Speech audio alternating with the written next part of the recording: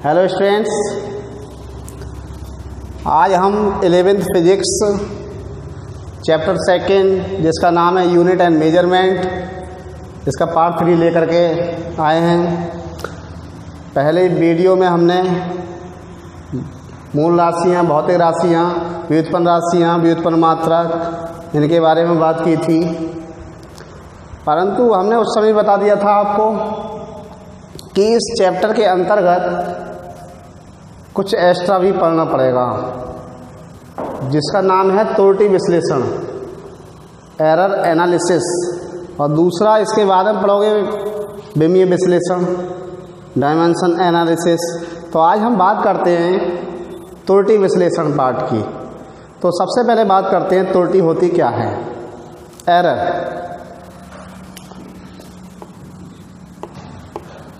त्रुटि, एरर बोलते हैं इसे।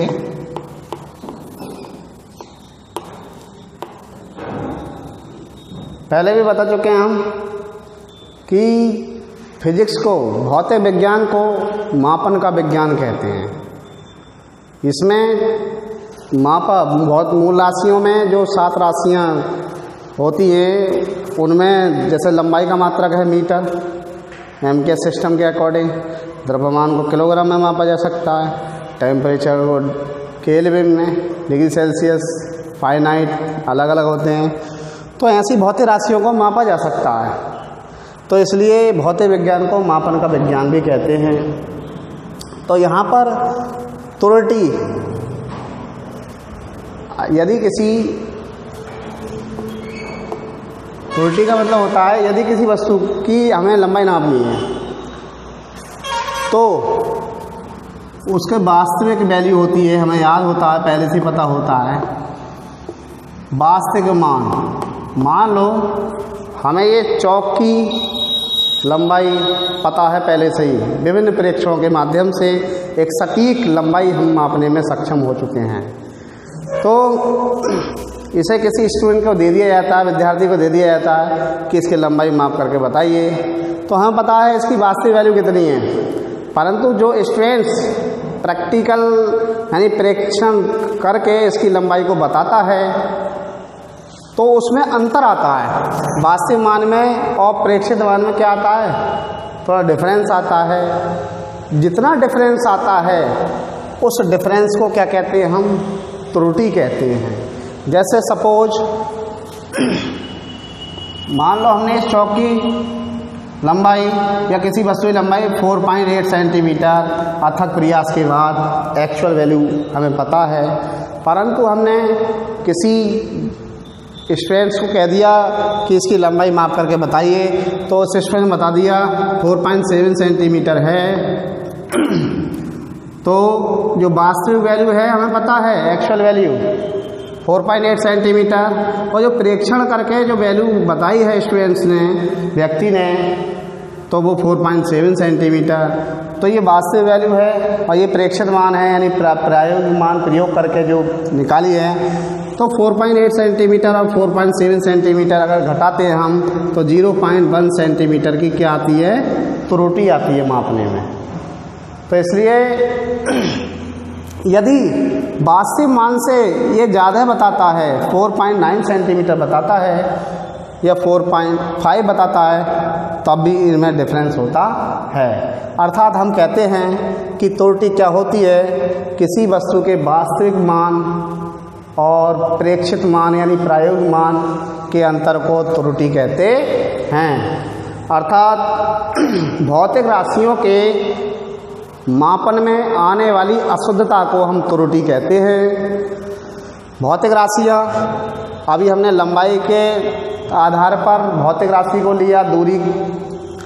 यदि ऐसे किसी वस्तु की हमें द्रव्यमान नापना है किलोग्राम में या ग्राम में, यदि वह वास्तविक वैल्यू से कम या ज़्यादा बताते हैं तो वहाँ पर त्रुटि होना जायज़ है, त्रुटि होगी। अगर ज़्यादा बताते हैं तो इस प्रकार से त्रुटि क्या होती है, किसी भौतिक राशि की माप में आने वाली अशुद्धता को हम त्रुटि कहते हैं। यहाँ पर बात आती है अब त्रुटि कितने प्रकार की होती है।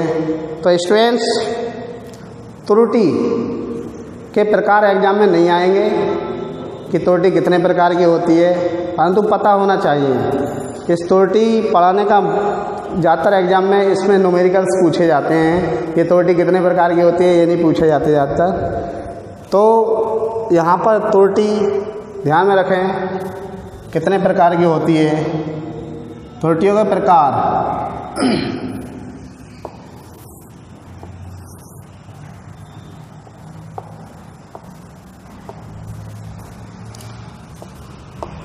एरर मुख्यतः 3 प्रकार की पाई जाती है।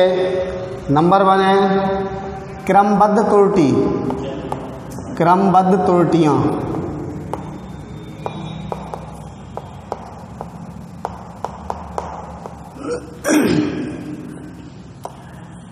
और दूसरे नंबर पर आती है यादृच्छिक त्रुटियाँ, यादृच्छिक त्रुटियाँ।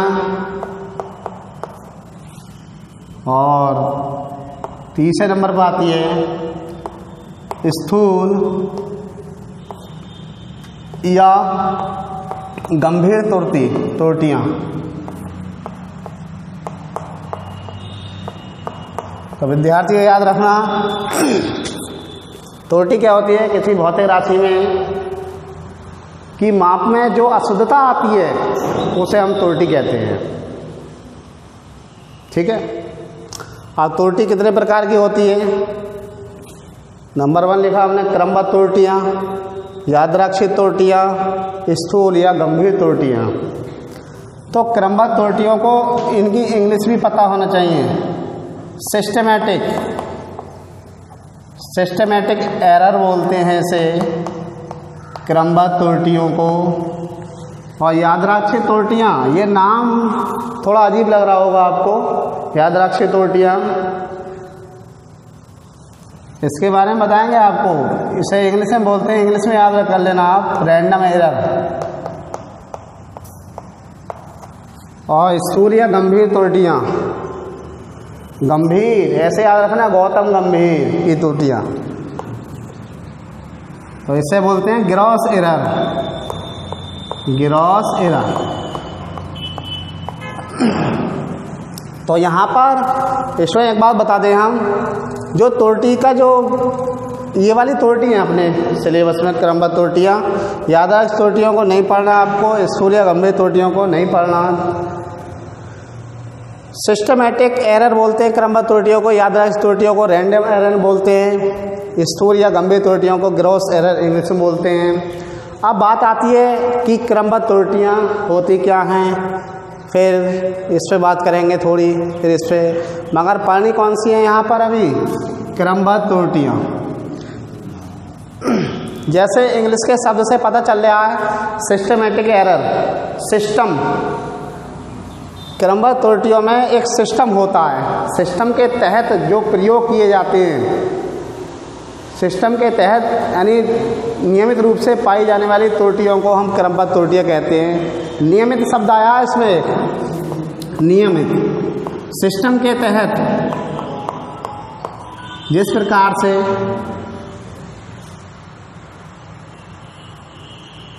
जब हम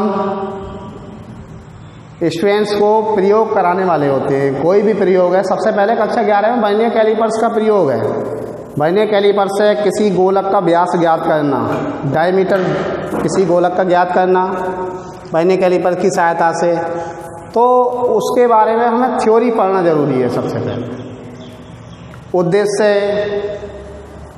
और उसके सिद्धांतों को, ऑब्जर्वेशन टेबल किस प्रकार से ज्ञात करते हैं, सूत्र को पता होना चाहिए। तो सबसे पहले थ्योरी, उसके बाद में एक अच्छी सुंदर लैब होनी चाहिए, प्रयोगशाला प्रैक्टिकल करने के लिए। तो एक क्रम से प्रैक्टिकल करने के लिए एक क्रम बना गया है। सबसे पहले लैब होनी चाहिए, प्रयोगशाला लैब, मानक पूरे होने चाहिए, फिर स्टूडेंट्स होने चाहिए आप जैसे प्रयोग करने के लिए, उसमें जाना चाहिए। ऐसे ही लैब होनी चाहिए, बच्चे होने चाहिए प्रैक्टिकल करने के लिए, वहाँ का वातावरण होना चाहिए, वातावरण कैसा है, बहुत गर्मी है तो अभी आपका प्रैक्टिकल करने को मन नहीं करेगा लैब में। तो इस प्रकार से अगर इनमें से एक भी कमी आ जाती है, या वातावरण की कमी हो, या विद्यार्थियों में अनुशासनहीनता की कमी हो प्रैक्टिकल के माध्यम से, तो इनमें से एक भी यदि कमी आती है तो उस नियमित कमी को क्या बोलते हैं हम? क्रमबद्ध त्रुटियां कहते हैं। किसी प्रयोग में आने वाली नियमित कमियों को क्या कहते हैं हम? क्रमबद्ध त्रुटियां कहते हैं। उस सिस्टम के तहत आने वाली त्रुटि को हम क्या कहते हैं? क्रमबद्ध त्रुटियां कहते हैं। दूसरी बात ये आती है यादृच्छिक त्रुटियां। रैंडम एरर होती क्या है? रैंडम एरर का मतलब होता है यहाँ पर किसी घटना का पूर्व ज्ञान पहले से नहीं होना, पूर्व अनुमान नहीं होना। जैसे मान लो हमने प्रैक्टिकल के बारे में बच्चों को नहीं बताया कि कल प्रैक्टिकल कराना है, अचानक ही हम लैब में ले गए और ये एक कोई अजीब कोई नया प्रैक्टिकल दिखा दिया। मान लो ये वर्नियर कैलिपर्स है, बच्चे ने कभी नहीं देखा, चित्र में देखा वो भी भूल गए, तो कुछ बच्चे कहेंगे कि सर ये क्या है, कौन सा ऑपरेटस है। तो सबसे पहले बताना चाहिए उसके सिद्धांत को, उसके बारे में जानकारी होना ज़रूरी है। ये सिस्टम के तहत आता है, परंतु डायरेक्ट प्रैक्टिकल करना बिना पूर्व ज्ञान के, तो ऐसी त्रुटि को हम यादृच्छिक त्रुटियां कहते हैं। पूर्व ये कोर्स में नहीं है। स्थूल या गंभीर त्रुटियां क्या होती हैं? मान लो प्रैक्टिकल करने के लिए लैब में गए आप, मान लो 60-70 स्टूडेंट्स हैं हमारी कक्षा में, तो 60 या 70 स्टूडेंट्स प्रैक्टिकल के लिए लैब में जाना ठीक से नहीं कर पाएंगे प्रैक्टिकल। कहना मतलब ये है, मान लो कोई हमारे पास 20 ऑपरेटर्स हैं एक ही प्रैक्टिकल के, 20 स्टूडेंट्स हैं, तो इसमें कितने कितने के ग्रुप बनाने पड़ेंगे? 2 या 3 स्टूडेंट्स के ग्रुप। तो 60 स्टूडेंट्स हैं कक्षा में, तो 20 ऑपरेटर्स हैं, तो 3-3 का ग्रुप बना दिया जाएगा। तो उनमें कुछ स्टूडेंट्स कैसे होंगे? शैतान टाइप के होंगे। वो प्रैक्टिकल तो कम करेंगे, बातें ज़्यादा करेंगे आपस में। तो बच्चों स्थूल का मतलब बड़े पैमाने पर गंभीर त्रुटियां। गंभीर क्यों कहते हैं? क्योंकि प्रैक्टिकल को ठीक से बच्चे नहीं कर पा रहे हैं या नहीं समझ पा रहे हैं, तो ऐसी त्रुटियों को हम स्थूल या गंभीर त्रुटियां कहते हैं। यानी व्यक्ति के द्वारा जो लापरवाही, प्रेक्षक के द्वारा लापरवाही से होने वाली, प्रेक्षक की लापरवाही से होने वाली त्रुटियों को हम कौन सी त्रुटियां बोलते हैं? स्थूल या गंभीर त्रुटियां कहते हैं।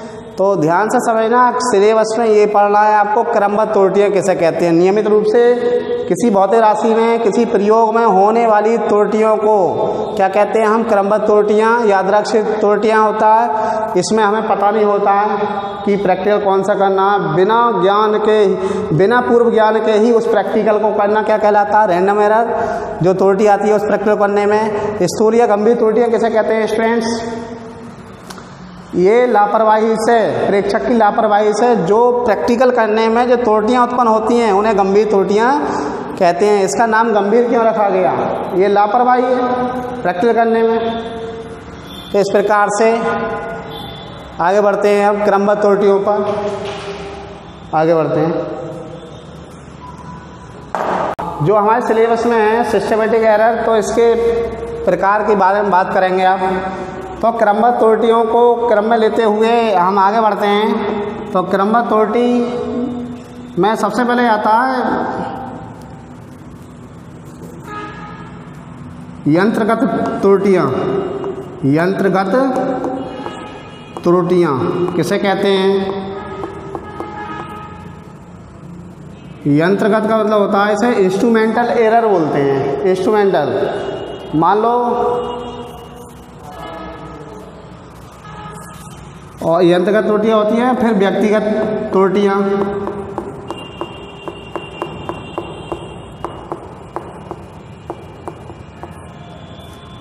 प्रायोगिक त्रुटियाँ,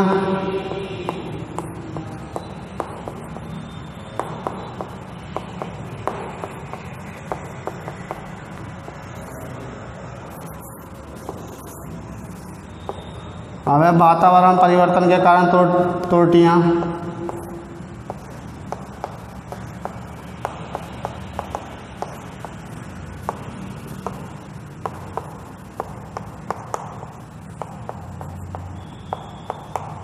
जो आपके सिलेबस में है क्रमबद्ध त्रुटियाँ, यानी नियमित रूप से होने वाली त्रुटियों को हम क्या कहते हैं?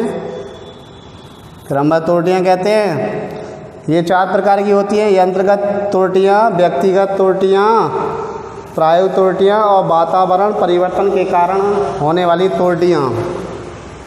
इंस्ट्रूमेंटल एरर बोलते हैं इसे बोलते हैं पर्सनल एरर, इसे बोलते हैं प्रैक्टिकल एरर, इसे बोलते हैं एटमॉस्फेयर परिवर्तन डिफरेंस के कारण त्रुटियाँ। तो यंत्रगत त्रुटियों में क्या होता है, इसके नाम से ही पता चल रहा होगा कि यंत्रगत, यंत्र का मतलब होता है, जैसे मान लो हमें बच्चों ये क्या है, वर्नियर कैलिपर्स, इससे हम किसी गोलक का व्यास ज्ञात कर सकते हैं।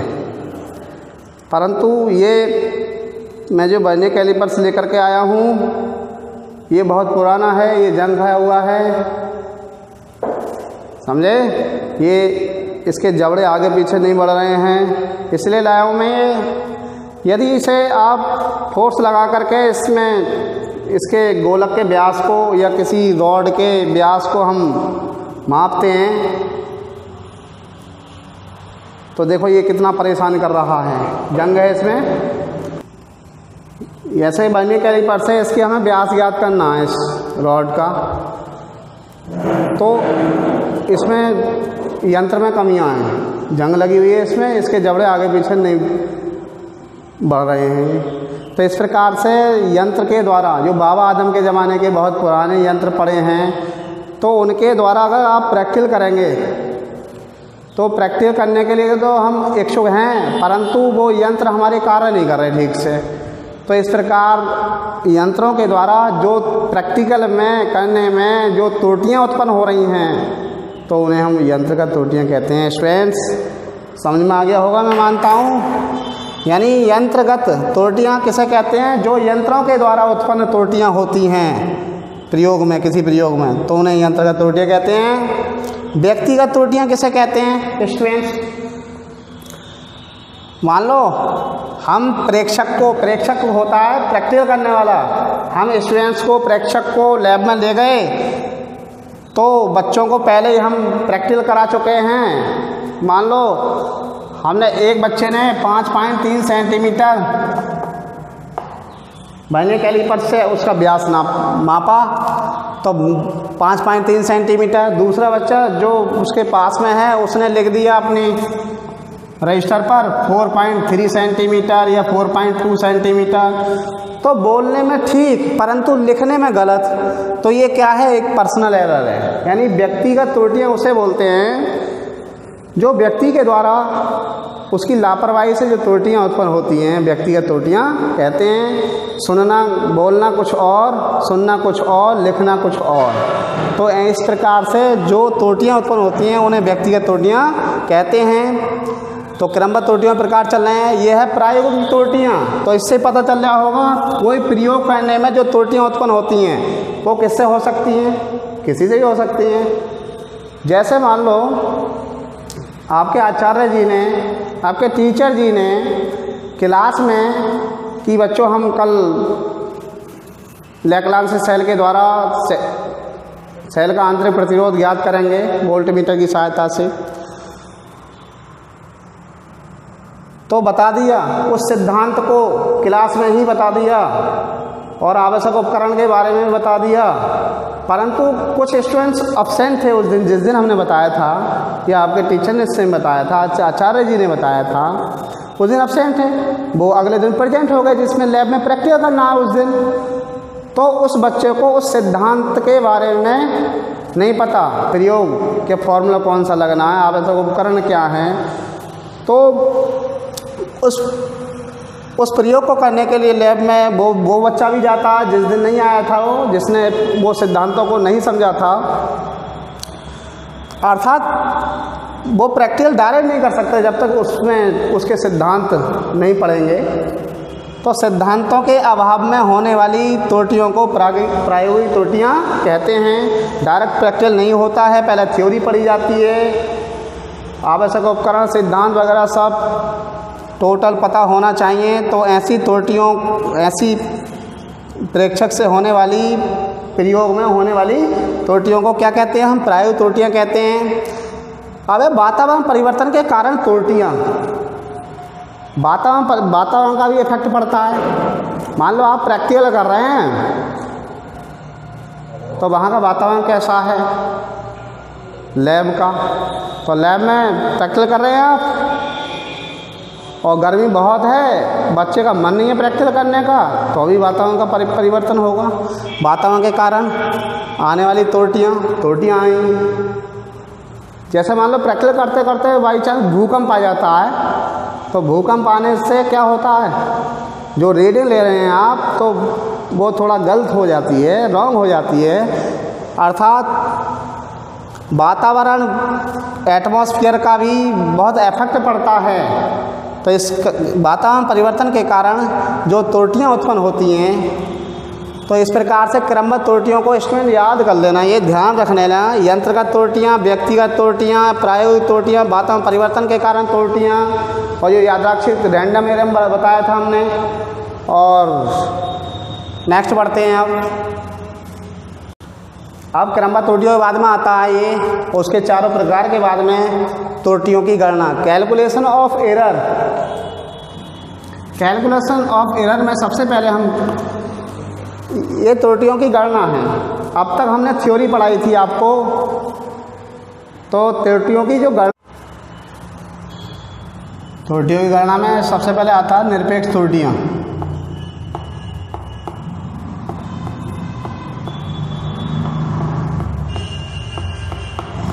एब्सोल्यूट एरर,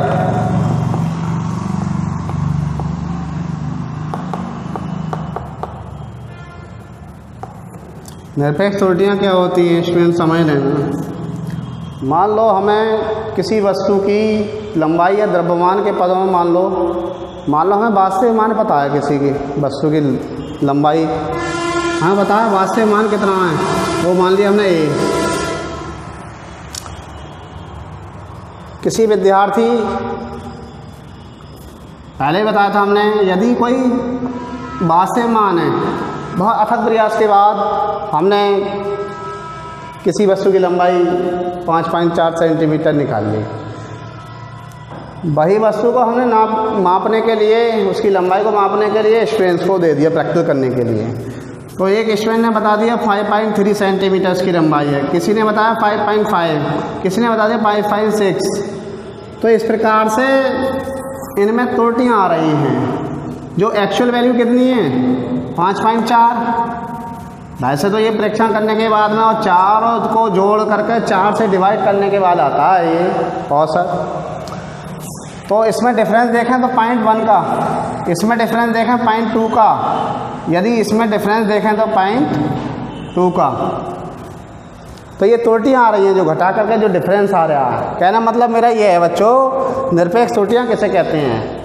जो हमें वास्तविक मान पता वस्तु का, और जो प्रैक्टिकल करके प्रेक्षित मान जो आता है वो ज़्यादा भी आ सकता है वास्तविक मान से और कम भी आ सकता है। तो उसके अंतर को, यानी वास्तविक मान वस्तु के और प्रेक्षित मान के अंतर को क्या कहते हैं? हम निरपेक्ष त्रुटि कहते हैं, एब्सोल्यूट एरर कहते हैं। इसका फॉर्मूला ये है, निरपेक्ष त्रुटि इज इक्वल टू वास्तविक मान, वस्तु का वास्तविक मान, और माइनस में क्या? प्रायोगिक मान या प्रेक्षित मान। प्रैक्टिकल करके जो बताया गया, ये इसलिए लगाया हमने ये कि प्रेक्षित मान अगर वास्तविक मान से ज़्यादा आता है तो प्रेक्षित मान पहले लिख देंगे, वास्तविक मान बाद में, माइनस में नहीं लिखना हम आपको। तो वास्तविक किसी वस्तु के वास्तविक मान और प्रेक्षित मान के अंतर को, डिफरेंस को हम निरपेक्ष त्रुटि कहते हैं, एब्सोल्यूट एरर कहते हैं।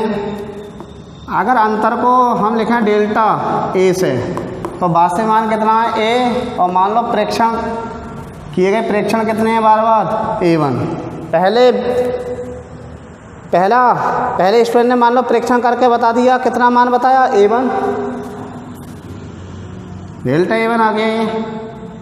इसी प्रकार से वास्तविक मान में से फिर दूसरे प्रेक्षण में A2, इसी प्रकार से डेल्टा ए जो होगा वो A माइनस क्या होगा N बार। कहना मतलब मेरा यह निरपेक्ष त्रुटि किसे कहते हैं, किसी वस्तु के वास्तविक मान और उसके जो प्रायोगिक मान जो आता है उसके डिफरेंस को हम क्या कहते हैं, निरपेक्ष त्रुटि कहते हैं। और निरपेक्ष त्रुटि को किससे लिखते हैं हम, डेल्टा ए से प्रदर्शित करते हैं। और डेल्टा किसे दर्शाता है, परिवर्तन को, डिफरेंस को, वास्तविक मान के और प्रायोगिक मान के डिफरेंस को, तो उसे ही हम क्या बोलते हैं, निरपेक्ष त्रुटियाँ कहते हैं। इसके बाद में आती है, नेक्स्ट देखते हैं माध्य निरपेक्ष त्रुटियाँ। माध्य निरपेक्ष त्रुटियाँ, ईश्वर ध्यान रखना, ये माध्य का मतलब क्या होता है, पढ़ा होगा हमने हाई स्कूल में, समांतर माध्य आंकड़ों का योग बटे आंकड़ों की संख्या। तो अभी हमने निरपेक्ष त्रुटियाँ पढ़ा, तो निरपेक्ष त्रुटियों के माध्य को ही माध्य निरपेक्ष त्रुटियाँ कहते हैं। जैसे अभी आया, इसे डेल्टा ए बार से प्रदर्शित करते हैं, और delta A bar is equal to होता है delta A1 plus delta A2 plus delta A3 plus n so on, n bar देखना है तो डेल्टा AN अपॉन आंकड़ों का योग बटे आंकड़ों की क्या संख्या। औसत ऐसे ही तो निकालते हैं माध्य या औसत निरपेक्ष त्रुटियाँ। तो इस प्रकार से इसे हम ऐसे भी लिख सकते हैं, डेल्टा ए बार, इसे 1/n पहले लिख लेंगे, इसे समेशन में करके लिख देंगे इतनी बड़ी लाइन को। तो आई इजिकल टू 1 से लेके n और डेल्टा आई का मूल, इस प्रकार से भी लिख सकते हैं इसे, माध्य निरपेक्ष त्रुटि। इसे डेल्टा ए बार, इसका फॉर्मूला हो गया 1/n, ये संक्षिप्त रूप है इसका। आई का मान 1 लगा देंगे तो डेल्टा A1 आ जाएगा स्टूडेंट्स। अब ये सिग्मा समेशन हटाएंगे तो प्लस लगाएंगे, आई का मान फिर 2 लगाएंगे तो ये आ जाएगा, फिर आई का मान 3 लगाएंगे ये आ जाएगा, एंड सो ऑन, आई का मान n लगाएंगे यही आ जाएगा सब। नेक्स्ट, या भिन्नात्मक त्रुटियाँ।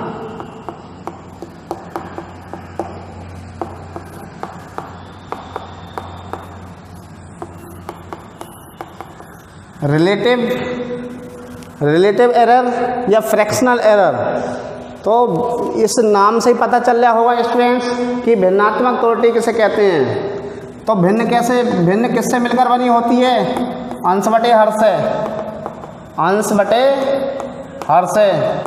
यदि हमें भिन्नात्मक त्रुटि देखनी है तो किसी वस्तु की वास्तविक जो मान होता है वो कितना होता है, मान लो a मान लिया मैंने यहाँ पर, तो और उसमें जो त्रुटि को लिखेंगे किससे लिखेंगे, निरपेक्ष त्रुटि को डेल्टा ए से। तो यहाँ पर ये बन गया भिन्नात्मक त्रुटि में डेल्टा ए। तो भिन्नात्मक त्रुटि या सापेक्ष त्रुटि को किसे कहते हैं, निरपेक्ष त्रुटि और वस्तु के वास्तविक मान के अनुपात को क्या कहते हैं हम, सापेक्ष या भिन्नात्मक त्रुटि कहते हैं। जैसे ये किसकी जगह लिखा हुआ है, ये डेल्टा ए अंश के स्थान पर, और ये हर के स्थान पर क्या लिखा हुआ है, ए वास्तविक मान। जरूरी नहीं है कि डेल्टा ए बटे ए आएगा। अगर हमें पी के मान में देखना है, भिन्नात्मक त्रुटि बनानी है, तो डेल्टा पी बटे पी। यदि हमें एक्स के मान में देखना है तो डेल्टा एक्स बटे एक्स। कहना मतलब ये है, ये जो त्रुटि है वो माध्य निरपेक्ष त्रुटि है ये, और ये क्या है, एक्स वस्तु का वास्तविक मान है, तो ये भिन्नात्मक त्रुटि कहते हैं इसे। निरपेक्ष त्रुटि और वस्तु के वास्तविक मान के अनुपात को सापेक्ष या भिन्नात्मक त्रुटि कहते हैं। फ्रैक्शनल एरर, सापेक्ष या रिलेटिव एरर। आगे देखते हैं, यह प्रतिशत त्रुटि।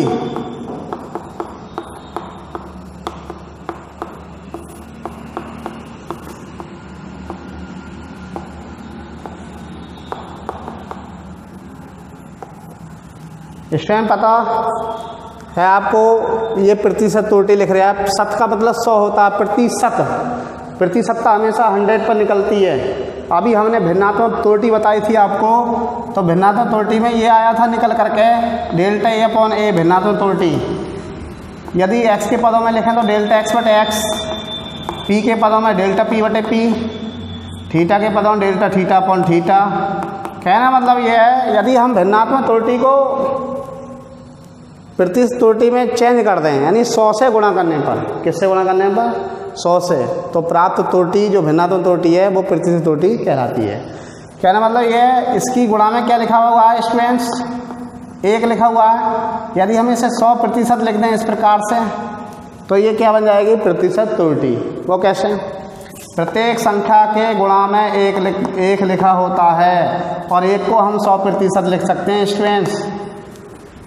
100% का मतलब 100 गुणा 1/100, इसका मतलब 100% से क्या बन के आया संख्या? 1। तो हमने इसकी गुणा में 1 मान लिया। जब हम 100% को 1 हमने प्रूव कर दिया, तो इस 1 के स्थान पर क्या लिख सकते हैं? 100%। कहना मतलब ये है, जब तक भिन्नात्मक त्रुटि नहीं पढ़ोगे आप, जब तक प्रतिशत त्रुटि समझ में नहीं आएगी। पहले भिन्नात्मक त्रुटि पढ़ना चाहिए, फिर 100 से गुणा करके, अर्थात भिन्नात्मक त्रुटि को चेंज कर देना चाहिए 100 से गुणा करके, तो प्राप्त त्रुटि प्रतिशत त्रुटि कहलाती है। अगर इस प्रकार से लिख सकते हैं इसकी गुणा में 1 मान करके, ठीक है। इसमें इसके बाद आता है त्रुटियों का संयोजन।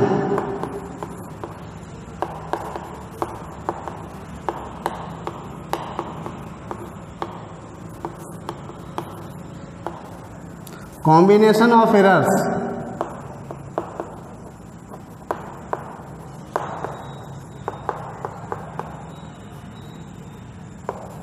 त्रुटियों का संयोजन,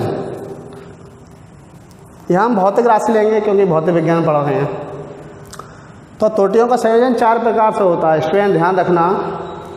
यहाँ मैं 2 भौतिक राशियाँ लेकर चलूँगा, ए और बी। ए और बी के स्थान पर आप x और y भी मान सकते हैं, कोई दिक्कत नहीं है। तो यहाँ पर हम 2 भौतिक राशियाँ लेकर चल रहे हैं, ए और बी। अभी बताया था हमने त्रुटियाँ कितने प्रकार की होती हैं। त्रुटियों का संयोजन, नंबर 1 योग में त्रुटि, नंबर 2 अंतर में त्रुटि,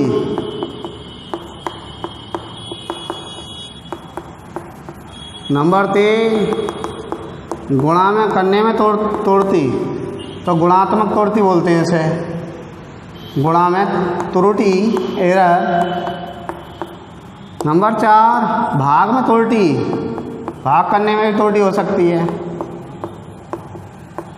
तो त्रुटियों का संयोजन जो होता है स्टूडेंट्स, वो 4 प्रकार से होता है। योग में त्रुटि, अंतर में त्रुटि, गुणा में त्रुटि, भाग में त्रुटि।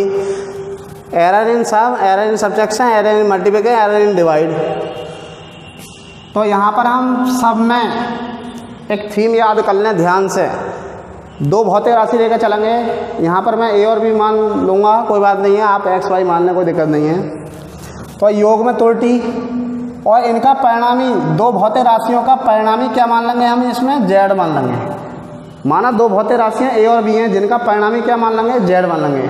या 3 भौतिक राशि मान लेंगे, 3 भौतिक राशियाँ जेड, ए और बी हैं। तो यहाँ पर योग में त्रुटि, विशेष बात ध्यान रखना स्टूडेंट्स, अगर हमें योग में त्रुटि देखनी है तो यहाँ पर ए और बी के बीच में प्लस का साइन लगाएंगे। योग में क्या आता है? प्लस। दोनों भौतिक राशियों को क्या लेकर चलेंगे यहाँ? जोड़ के, जेड बराबर ए प्लस बी। अंतर में त्रुटि देखनी है स्टूडेंट्स, तो ए और बी के बीच में क्या लगा देंगे हम? माइनस का निशान, क्योंकि 2 संख्याओं के अंतर को क्या कहते हैं हम? अंतर में त्रुटि। घटा देंगे बाद में जो शेष राशि प्राप्त होती है। गुणा में त्रुटि है तो z equal to a into B. भाग में त्रुटि है तो भाग का मतलब बटे से होता है, अपॉन से होता है, a अपॉन बी। तो स्टूडेंट ध्यान रखना विशेष बात, योग में त्रुटि है तो 2 भौतिक राशियाँ जो मानी है हमने a और b, उनका परिणामी z सबका यही रहेगा, तो a प्लस बी। योग में त्रुटि है तो प्लस लगेगा इनके बीच में, और अंतर में त्रुटि है तो इनके बीच में क्या लगेगा? माइनस। और गुणा में त्रुटि है तो इनके बीच में इनटू का निशान लगेगा गुणा का, और भाग में त्रुटि है तो स्टूडेंट्स ये भाग का मतलब अपॉन से होता है, अपॉन का मतलब बटे से होता है, रेशो से होता है। तो हम बात करते हैं यहाँ पर एक व्यंजक प्राप्त करने की योग में त्रुटि की। तो योग में त्रुटि सबसे पहले दो भौतिक राशि मानेंगे हम ए और बी और इनका रिजल्टेंट जेड। तो योग में त्रुटि के लिए Z is equal to A plus B लेके चलेंगे। मान लो भौतिक विज्ञान मापन का विज्ञान तो होता ही है, तो हमें किसी वस्तु की भौतिक राशि की वास्तविक माप पता है ए है, तो उसमें प्रैक्टिकल कर रहे हैं आप, तो कोई बच्चा उससे ज़्यादा भी बता सकता है वास्तविक मान से और कम भी बता सकता है पॉइंटों में। प्रतिशत त्रुटि हमेशा कम में आती है, पॉइंटों में आती है। ऐसा नहीं कि 10 सेंटीमीटर है तो 10 सेंटीमीटर 8 सेंटीमीटर है 2 सेंटीमीटर को गायब कर दिया, पॉइंटों में आएगी मिलीमीटर में। तो मान लो ए के मापने में प्रतिशत त्रुटियाँ प्लस माइनस डेल्टा ए हैं, ए के मापने में प्लस माइनस के डेल्टा ए त्रुटि होगी निरपेक्ष त्रुटि, और बी के मापने में प्लस माइनस डेल्टा बी। वो वास्तविक मान से ज़्यादा भी बता सकता है और कम भी बता सकता है। तो ज़्यादा के लिए प्लस, कम के लिए माइनस। तो इस प्रकार से त्रुटियाँ दो प्रकार की, फिर पॉजिटिव नेगेटिव। तो जेड में जोड़ेंगे क्या, प्लस माइनस डेल्टा जेड। ए में क्या जोड़ेंगे, प्लस माइनस डेल्टा ए। बी में क्या जोड़ेंगे, प्लस माइनस डेल्टा बी। दोनों तरफ इनकी त्रुटियों को लेकर चले हैं। तो Z plus minus delta Z is equal to A को बी के साथ में मिला के लिख देंगे। तो A plus B plus minus delta A plus minus delta B. विद्यार्थियों ध्यान दो, ये ए प्लस बी क्या बन चुका है, यहाँ से जेड बन चुका है। ये जब जेड बराबर ए प्लस बी लिख सकते हैं हम, तो ए प्लस बी के स्थान पर भी जेड लिख सकते हैं हम यहाँ पर। तो Z plus minus delta A plus minus delta B.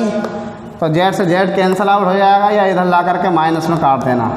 Plus minus delta Z plus minus delta A plus minus delta B. तो ये एक त्रुटियों के पदों में एक फॉर्मूला निकल करके आया, डेल्टा जेड बराबर delta A plus minus delta B. निरपेक्ष त्रुटियों में, निरपेक्ष त्रुटि जेड के मान में निरपेक्ष त्रुटि आ चुकी है। यदि इसका अधिकतम मान देखें हम, जेड के मान में निरपेक्ष त्रुटि का अधिकतम मान, तो मोड लगा देते हैं students, delta A mode plus delta B. अधिकतम के लिए मोड क्यों लगाते हैं, अगर मान लो 2 है तो 2 का मोड कितना आएगा 2, माइनस 2 का मोड कितना आएगा 2। तो चाहे प्लस की संख्या हो या माइनस की हो, तो मोड में 2 वैल्यू आती है, प्लस माइनस।